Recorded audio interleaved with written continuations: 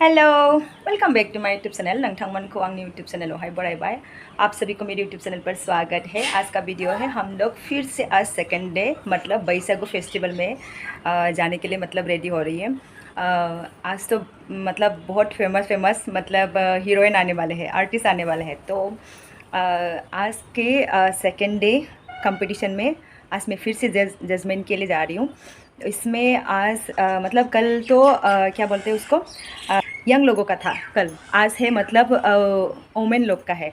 तो उस dance competition में फिर से कंपटीशन में मेरे को फिर से जजमेंट के लिए बैठना है।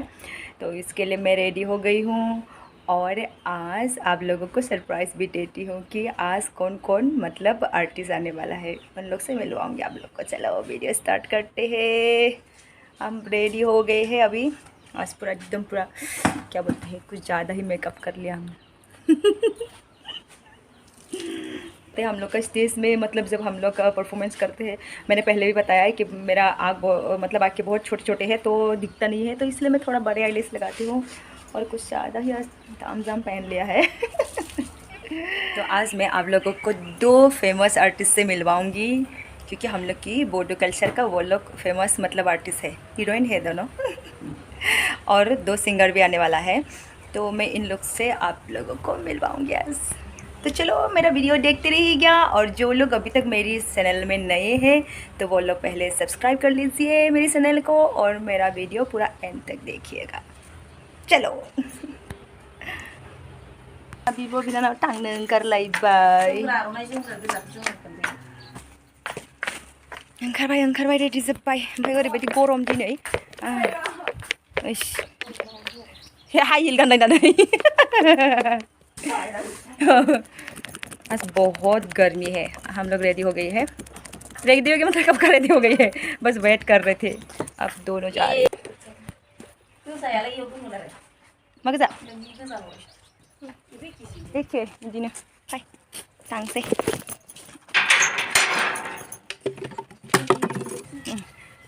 थाबायलांसै जोंहा।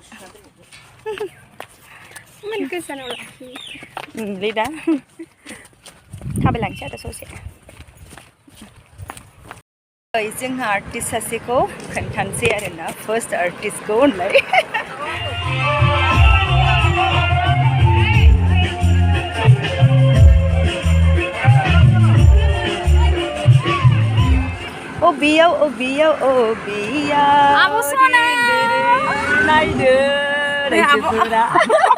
Apa saya ji sundurina ekdom bare लोगो मोननानै जि हेपि आङो। नोंखै जि सुन्दुरि देलायदों। गारि सिङावसो आरो इदि होनलाय बिदिबा आंखौ बिबार मानो थुवालासिनो फैनांगौ? दाहाय थुनसै मोसानोसै। माने फैनो सोलाबना सोलाबा दा, ओंखायनो बार ओंखायनो थुना फैजोबखाबाय आङो। फैनांगोन दस आंखौ लांफैनांगोन आं ड्रेस सोलाय फैनांगोन माने जों जि साइज नुदों नै किउट नुदों, ओरैनो किउट का आरोना। नै आबो साया रियेलाव साबसिन एकदमबारे साबसिन। आंथ' मैदेर होनासो नोंखौ बिदियाव मेकआप साबसिन नुबावोसो आब'। नंगौ बयबो बिदिनो जि किउट का मेकआपबो मोजां खालामनो रोङा नालाय, ओरैनो मोसानाय दाफबलाबाय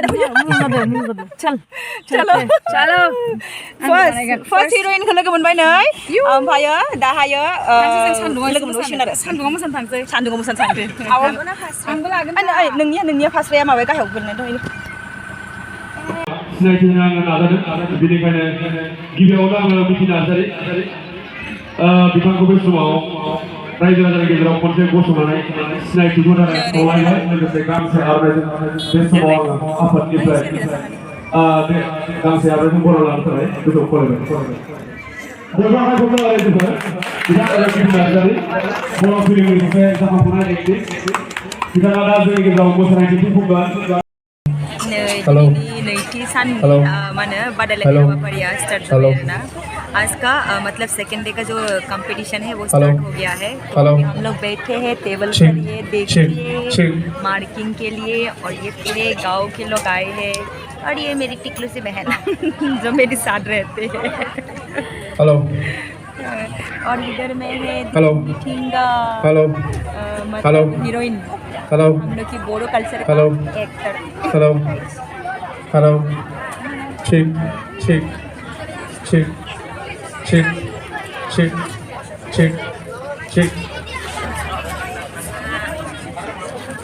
Hello.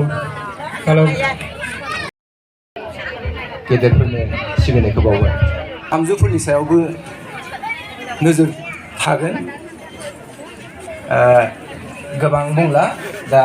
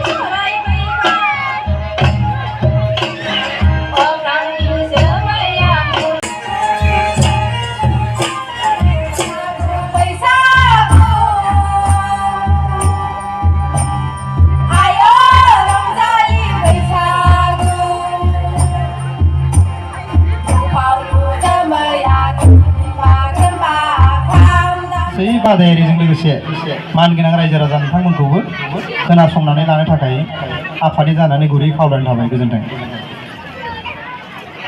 खुलुमबाय दिनैनि नैथि साननि मोसानाय बादायलायनाय हाबाफारियाव नुजाथिफैनाय गासैबो रायजो राजाफोरनिसिम आंनि गोसो गोरबोनिफ्राय फिन खनसेबाव रंजालि बैसागुनि गाहाम हामलायनायखौ जासिहरनाय थाबाय बिहामजो हान्जा मोसानाय आयदायाव मोसानाया गासिबो मोजाङानो जादों नाथाय बिनि गेजेरावनो मा होनो माखासे फिसा फिसा जों जायफोरखौ मिस्टेक बार बार खालामबाय थायो बा खेबले खेबले जोङो नुनो मोनो बेफोरखौ जोङो जुदि फोसाबनानै लायोब्ला मोजां जेब्ला जोङो जौसाङाव फैयो मोसानो थाखाय अब्ला जोङो गोसोखौ मा खालामनांगौ माने जों एकदम पुरा गावखौनो सासे आंल' बेयाव दं जे आंल' मोसागोन बेयावहाय बे मोनसे माने थि थांखिखौ लानानै फैनांगौ जे आं मोजाङै पारफेक्ट मोसाथारगोन आंनि रोंगौथिखौ आं मोजां दिन्थिथारगोन बेयावहाय आंजों रावबो हाया बे मोनसे साननायखौ लानानै फैनांगौ अब्लासो जोङो जों जिखौ सानदों बेखौ जोङो सुफुंनो हागोन ओमफ्राय जेब्ला जोङो जौसाङाव मोनफैयो बै जौसाङाव मोनफैनाय लोगो लोगो जों जेब्ला हानजा मोसायो हानजा मोसाबाथाय जौसाङाव माबायदि माबेखै थांबा जोंनि जौसांखौ जों कमप्लिट खालामनो हागोन माने बेखौ जोङो मोसानाय फाजिबो खालामनो हायो बिदि नङा जों फैबाय बे दखरसेयावनो थानानै मोसाबाय थाबाय बिदि नङा ना जोङो जौसांखौ कभार खालामनो नाजानांगौ जेसे हागोन जौसांखौ मोजाङै जुदि जोङो कमप्लिटै स्रायनो जुदि बेखौ कमप्लिट खालामनानै जुदि मोसायोबा किमान मोजां नुयो नङा होनबा आङो मोनसे हानजाखौ माने ओरैबायदि मोजां मोनदों बिसिनि आङो नामखौबो मख'नो लुबैदों नैनं मानिकपुरनि बिहामजो हानजा मोसानायाव बिसोरो स्टेजखौ बिराद मोजाङै माने कभार खालामदों आरो बेबायदिनो गुबुन हानजाफ्राबो जुदि मोजाङै स्टेजखौ पुरा कमप्लिटै कभार खालामनानै जुदि मोसायोबा मोजांसिन नुगोन जोङो आरो मोसानायजों लोगोसे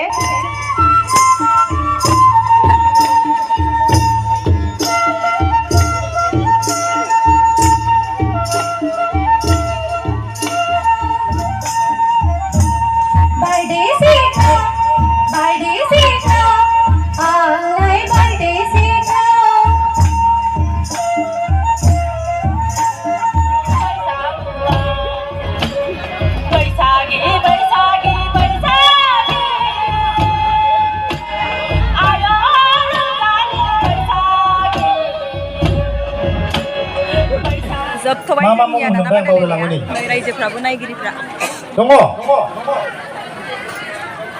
आच्छा बिबारि बसुमतारी नार्जारी नै जोंहा जोंनि फेमास धेमाजिनि मा होनो आर्टिस्ट एक्टर लिपिका ब्रह्म ना लिपिका ब्रह्मखौ लोगो नै आब' सायास्रिमोननि जायगायावहाय प्रग्राम खालामनो फैदों आरो जोबोद जि थान्दा मोजां मोनदों आरो जायगाखौहाय मोजां मोनदों जि गावदां मोनदों गावदां खायालाय गावदां नुखागोन दा दसे उनावनो जों पारफर्म खालामहैनोसै टाइमाबो जाबाय प्रग्रामनि नायनो मोनसिगोन रायजोफोरा एकदम नेनानै थादो होनलाय गासिबो बैसागुनि गाहाम हामलायनायखौ आं बावहरबाय लेटैबाबो दाबो बैसागुआ जागासिनो सोलिगासिनो नालाय रानिं जागासिनो दङ औ दा बिदिबा लोगो मोनसिगोन जों सफैबाय स्टेजआव बिराद मानसि आयु बिराद मानसि अयथासार एक्साइटमेन्ट ना माला मोसानो मोनगासिनो औ मानो होनबा मोसाग्रा मानसिफ्रा एसे मा होनो हांखु जाबाय थायोना गोसोआ एकदम नुसिगोन होनबा रायजोफोरा दालिपि मोसानायखौ रायजोफोर बेखिनियावनो जोंनि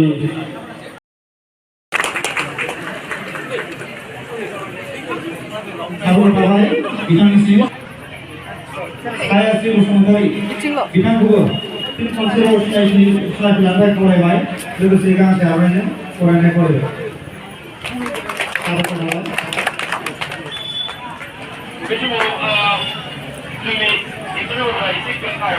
खनसे खुलुमबाय राखाबो जोबोद गोजान सावरायनो थानाय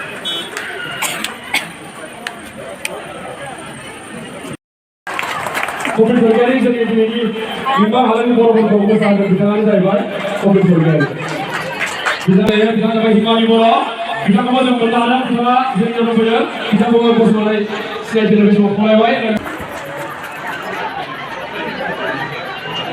आफादगिरि गेरेमसा दैमारि आरो खौनो रायजोफोर खनसे बिथांजों लोगोआव दं लेङाइ आफादगिरि मंगल बसुमतारी लेङाइ आफादगिरि दं अननानै फैनांगौ सिनायथिनि थाखाय बे समाव जोंनि गेजेराव गोबां आलासि दं सिनायथि होबाय सिनायथि हाबाफारिया कन्डिल जानानै थांबाय जोबोद दुखु गोनां बाथ्रा दा बे समाव जोंना माने केन्देलाबो फिसा जाबाय आलासिया सेरामारिबारि दङब्ला सेरामारिबारि सेंग्रा सिख्ला हान्जानि केप्टेनखौ गलाव फैनांगौ बे बान्थाखौ दान होनो जोंहा सनजन मुसाहारि बिथाङा गांसे आर'नाइनि बिलाइयाव फट' लानो सानबाय बेबायदिब्ला बिथाङा दान बावदों थामथि बान्थाखौ दानिया बेनिफ्राय फैबाय बोराय बुरै एबा बिहामजो हान्जा मोसानाय बादायनाय सेथि बान्थाखौ मोनदों एक हान्जानि केप्टेनखौ बे समाव फैनाय जों खावलायबाय बान्थाखौ दान बावदों बे बान्थाखौ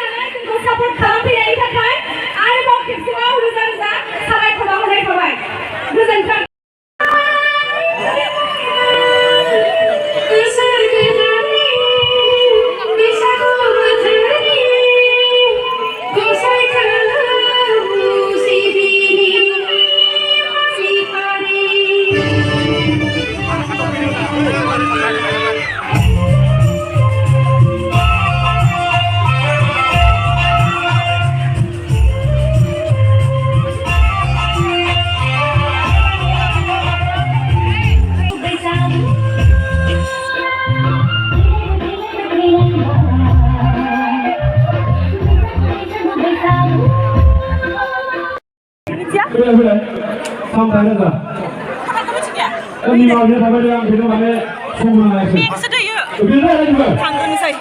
गाज्रि मोननाङा आयौ मिथि मोनलांनांगौनो दा फैफिनगोन औ जागोन दे दा फैफिनगोन दा लोगो मोनफिनगोन